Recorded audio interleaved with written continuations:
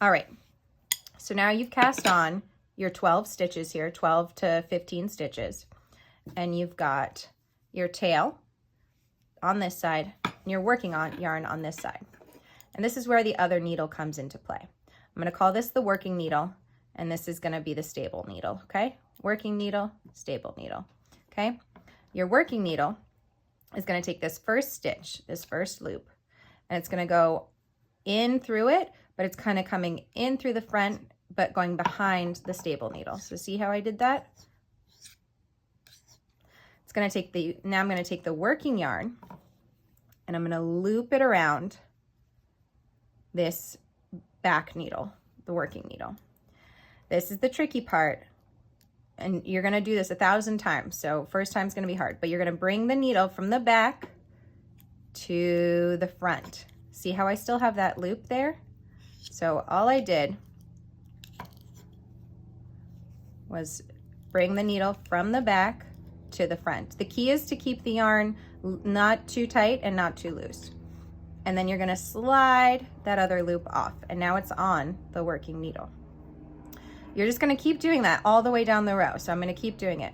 So I take the working needle, I go through the loop behind, I loop this around, I bring it to the front, and then I pull it off. I go in through behind. See how you don't want to make it too tight? See how that was kind of hard for me to do? Loop this around. I'm going to bring it back over to the front. I'm pushing it through, and I'm pulling it off. So, and see how I don't have the loop on here? Can you see that I missed it?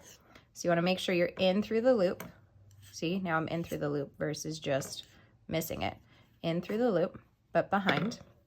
And you want to make sure these stitches don't fall off, right? Go around, pull it through, push it off. So these stitches, you know, see how that one just came loose? You want to make sure the stitches stay on the needle, okay? You want to make sure that they stay on the needle. They can be close up, but you want to keep them on the needle, okay? So in through the back, loop, push it through, off. In through the back, loop, bring it to the front, push through, and pull it off. In through the back, loop, bring it to the front, push through, pull it off. In through the back, loop, bring it to the front, push through, pull it off. In through the back, loop, bring it to the front, push through, pull it off. In through the back, loop, bring it to the front, push through, pull it off. In through the back, loop, make sure it's only one loop, bring it to the front and pull it off. And this is the last one, it's the same as all the others. In through the back, loop, bring it to the front, push through, pull it off. And now I just made my first row. You want to count the stitches each time you do a row to make sure they're the same. So it should be 2, 4, 6, 8, 10, 12. So I've got 12 stitches. And now I'm ready to do my next row.